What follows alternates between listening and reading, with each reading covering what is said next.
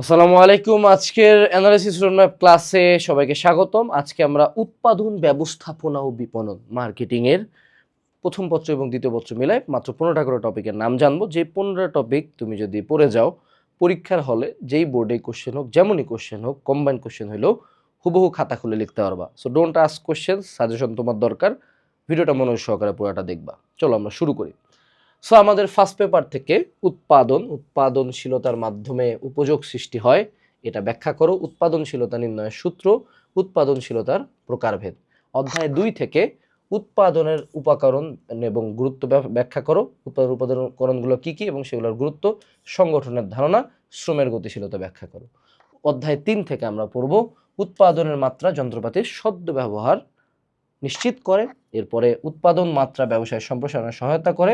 উৎপাদন মাত্রা বৃদ্ধি পেলে মুনাফার পরিমাণ বৃদ্ধি পায়। এগুলো প্রত্যেকটা তোমাকে ব্যাখ্যা করতে বলবে। যে কোনো সময় ব্যাখ্যা করো, এই করো, ওই করো বললে গ নাম্বারে ট্রাই করবা 3টা প্যারা দেওয়ার, ঘ নাম্বারে ট্রাই করবা 4টা প্যারা দেওয়ার।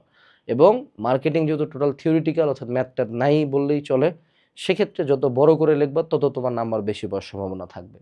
এরপরে অধ্যায় 4 সামষ্টিক পর্যায়ের উৎপাদন, মোট জাতীয় উৎপাদন, নির্জাতীয় উৎপাদন, মোট দেশীয় উৎপাদন বা মোট অভ্যন্তরীণ উৎপাদন, এগুলো ব্যাখ্যা করতে বলবে তোমাকে। এরপরে উৎপাদন ব্যবস্থাপনা, দ্রব্য দৃশ্যমান ও স্পর্শযোগ্য সেবা অবিচ্ছেদ্য ব্যাখ্যা করো। উৎপাদন ব্যবস্থাপনার আওতা কতটুকু সেটা ব্যাখ্যা করো। এই গেল আমাদের অলরেডি 5টা চ্যাপ্টার। এরপরে 6 নাম্বার চ্যাপ্টারে হলো পণ্য ডিজাইন। পণ্য ডিজাইনের পর্যায়ে কি কি, পণ্য ডিজাইনের গুরুত্ব কি কি, পণ্য ডিজাইনের প্রভাব বিস্তারকারী উপাদানগুলো কি কি, এগুলো লিখতে হবে এবং সেই উপাদানগুলোর ব্যাখ্যা জানতে হবে। এরপরে মান ব্যবস্থাপনা অর্থাৎ কোয়ালিটি অ্যাসুরেন্স, মান ব্যবস্থাপনার গুরুত্ব, মান নিয়ন্ত্রণের গুরুত্ব, সার্বিক মান ব্যবস্থাপনার গুরুত্ব। অধ্যায় 8 উৎপাদন ক্ষমতা উন্নত কার্য পরিবেশ নির্দেশ করে, ব্যাখ্যা করো। লেআউটের মাধ্যমে সুষ্ঠু উৎপাদন নিশ্চিত হয়, ব্যাখ্যা করো। লেআউট কর্মীর নিরাপত্তা নিশ্চিত করে, এটাও ব্যাখ্যা করো। সব হলো ব্যাখ্যা করো টাইপের। এখন এরকম টাইপের কোশ্চেনের কিন্তু উত্তর তোমাকে মুখস্থ করতে হবে। কিছু স্পেসিফিক লাইন মুখস্থ করবা, তারপর বাকিটা এটার উপর ভিত্তি করে বানায় লিখবা। এরকম যদি তুমি আরও বিস্তারিত টপিক বিন্যাস চাও, তাহলে তোমার জন্য বেস্ট অপশন হলো কিউনে business studies suggestion with solution. এখানে তুমি কমার্সের সব সাবজেক্ট ইনক্লুডিং বাংলা, ইংলিশ, আইসিটির 3 স্তরের টপিক বিন্যাস পাবা এবং এই টপিকের মধ্যে তুমি এভরি সিঙ্গেল কোশ্চেনের অ্যান্সারও পাবা বিস্তারিত ছোট ছোট করে, যতটুকু তোমার পরীক্ষার হলে মনে রাখা যায় ওই সলিউশন পার্টটাতে।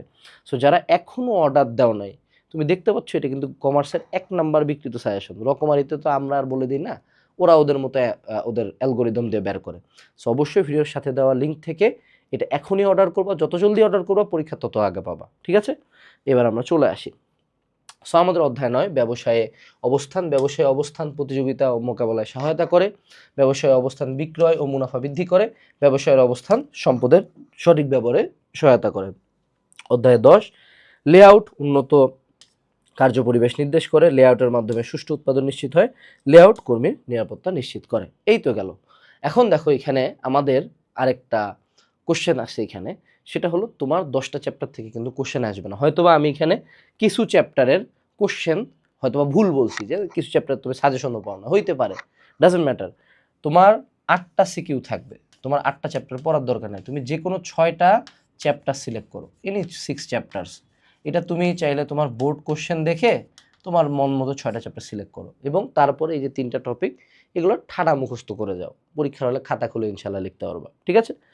এরপরে আমরা চলে আসি আমাদের সেকেন্ড পেপারে। সেকেন্ড পেপারটা হলো একদম মার্কেটিং বেসড। বিপণনের ধারণা, উপযোগ, বাজার ও বিক্রয়ের ধারণা ব্যাখ্যা করো। বিপণনের ক্রমবিকাশ, বৈশিষ্ট্য এবং অর্থনীতির ভূমিকা। বিপণন পরিচিতি চ্যাপ্টার থেকে। বিপণন পরিবেশের ধারণা, বিপণন পরিবেশের প্রকারভেদ, ব্যষ্টিক পরিবেশের ধারণা, এই 3টা বেশি আসে। বিপণন কার্যাবলী শ্রেণীবিভাগ, উপযোগের শ্রেণীবিভাগ, বিপণনের সবচেয়ে গুরুত্বপূর্ণ কাজ লিখো। বাজার বিভক্তিকরণ, ভোক্তা বাজার বিভক্তিকরণের ভিত্তি, শিল্প বাজার বিভক্তিকরণের ভিত্তি এবং 4P ব্যাখ্যা করো। এরপরে তুমি পড়বো অধ্যায় 5 থেকে পণ্যের স্তর, শিল্প পণ্যের বৈশিষ্ট্য, ভোগ্য পণ্যের বৈশিষ্ট্য। এরপরে তুমি চলে যাও অধ্যায় 6 পণ্য বন্টন প্রণালী। বন্টন প্রণালী তথ্য সরবরাহ করে ব্যাখ্যা করো। বন্টন প্রণালীর মাধ্যমে যোগাযোগ স্থাপিত হয়, ব্যাখ্যা করো। অধ্যায় 7 বহু শাখা বিপণীর ক্রয় ও কেন্দ্রীভূত কিন্তু বিক্রয় বিকেন্দ্রীভূত, এই লাইনটা ব্যাখ্যা করো। টেলিমার্কেটিং কি ব্যাখ্যা করো। পাইকারি ব্যবসায়ীরা উৎপাদকের ঝুঁকি গ্রহণ করে, ব্যাখ্যা করো। বিক্রয় প্রসার ও বিজ্ঞাপনের ধারণা, বিক্রয় প্রসারের কার্যাবলী, বিক্রয় প্রসারের কৌশল। ব্যক্তিক বিক্রয় এবং বিক্রয়িকতা। টেলিভিশন হলো জনপ্রিয় বিজ্ঞাপন মাধ্যম। বিক্রয়িকতা শিক্ষালব্ধ ব্যাখ্যা করো। ব্যক্তিক বিক্রয় হলো দ্বিমুখী যোগাযোগ পদ্ধতি, ব্যাখ্যা করো। এর পরবর্তীতে অধ্যায় 10 বিপণনের সমসাময়িক বিষয়াবলী।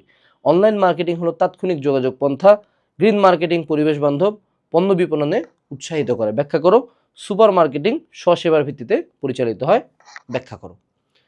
এরপরে যদি আমরা বলি আমাদের এই টোটাল জিনিসটা কিন্তু শেষ। এখন তোমার কাজ কি? তোমার কাজ হলো, যদি তুমি এইচএসসি 26 ব্যাচের একটা স্টুডেন্ট হও, তাহলে এই ভিডিওর সাথে একটা ফেসবুক গ্রুপের লিঙ্ক দেওয়া আছে এবং একটা ফেসবুক গুগল ফর্ম দেওয়া আছে। গুগল ফর্মটা ফিল আপ করে এই ফেসবুক গ্রুপটাতে জয়েন দিবা। আমরা প্রতি পরীক্ষার আগের দিন তোমাদেরকে এই সাবজেক্টগুলোর উপর একদম 100% কমন উপযোগী শর্ট নোট আপলোড করে দেব। এই শর্ট নোটগুলো পড়লে পরীক্ষার হলে ডিরেক্টলি খাতা খুলে লিখতে পারবা। সো আশা করি এই ক্লাসটা তোমাদের কাজে লাগবে। দেখা হচ্ছে পরবর্তী অ্যানালাইসিস রোডম্যাপ ক্লাসে। চলো শুরু করা যাক। টাটা।